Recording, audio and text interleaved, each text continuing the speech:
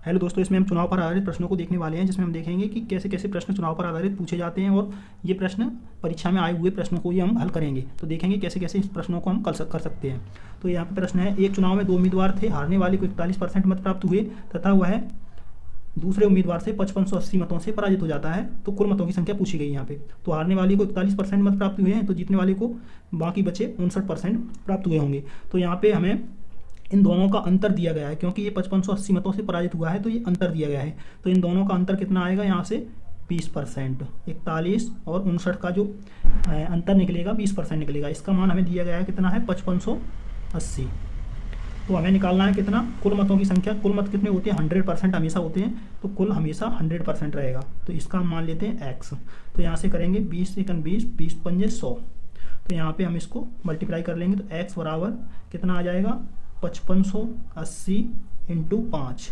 इसको हम बराबर में 0 0 5 वोट 40, 4 5 25 और 4 29, 2 5 25 और 2 27, 27,900 वोट इसके कुल वोट थे। नेक्स्ट प्रश्न को हम हल करेंगे। नेक्स्ट प्रश्न क्या है, यहाँ पे प्रश्न है हमारा, एक चुनाव में 2 उम्मीदवार थे, एक उम्मीदवार ने कुल वैध मतों का 55% मत प्राप्त किए तथा 20% मत अवैध घोषित कर दिए गए। यदि कुल मतों की संख्या 7500 हो तो दूसरे उम्मीदवार ने कुल कितने वैध मत प्राप्त किए। तो यहाँ से ये प्रश्न पूछा गया है, तो हम इसको कैसे हल करेंगे देखेंगे। तो एक चुनाव में 2 उम्मीदवार थे, कुल वैध मतों का 55% एक ने प्राप्त किया, तो यहाँ पे 20% मत अवैध घोषित हुए हैं। और कुल मत दिए गए हमें कितने हैं, कुल मत 7500, यानी इसमें से 20% मत अवैध घोषित हुए हैं, यानी बचे कितने 80%। तो यहाँ से हम निकालेंगे कितने वैध मत हैं, उनको हम निकालने वाले हैं।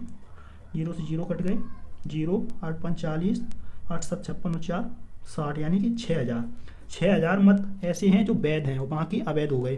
तो उनमें से वैध मतों का 55% किसने प्राप्त किया है, जीतने वाले उम्मीदवार ने। और हमें पूछा गया है कि हारने वाले के दूसरे उम्मीदवार के कुल वैध मत कितने हैं। तो 6000 का जो वैध मत होंगे कितने होंगे, जीतने वाले ने 55% मत प्राप्त किए हैं, तो हारने वाले ने कितने किए होंगे, हारने वाले ने 45%, क्योंकि 100% हमेशा होते हैं, तो हारने वाले ने 45%। तो यहाँ पे हमें 45% का मान पूछा गया है कि दूसरे उम्मीदवार ने कितने वैध मत प्राप्त किए। तो यहाँ से हम निकालेंगे 45% का मान। 45% का 0 से 0 कट गए, 0 6 5 30, 3 6 चौक 24 और 3 27, 2700 वोट हारने वाले उम्मीदवार यानी दूसरे उम्मीदवार को प्राप्त हुए। ये इसका राइट आंसर है। नेक्स्ट प्रश्न देखेंगे यहाँ पे हम। नेक्स्ट प्रश्न है हमारा, एक चुनाव में 2 उम्मीदवार थे, इस चुनाव में 8% मतदाताओं ने अपने मत का प्रयोग नहीं किया।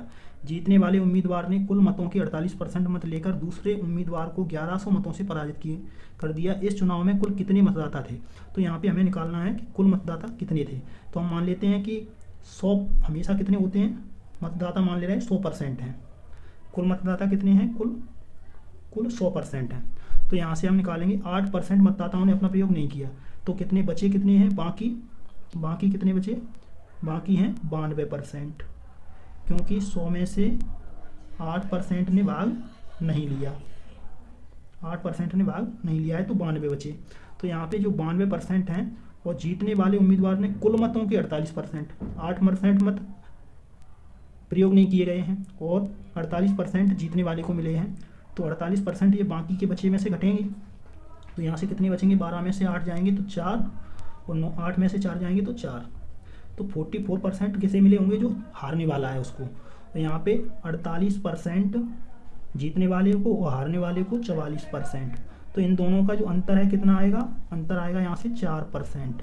और यहाँ पे दिया गया है हमें कि दूसरे उम्मीदवार को 1100 मतों से पराजित कर दिया, यानी कि जो अंतर दिया गया है 1100 वो 4% के बराबर है।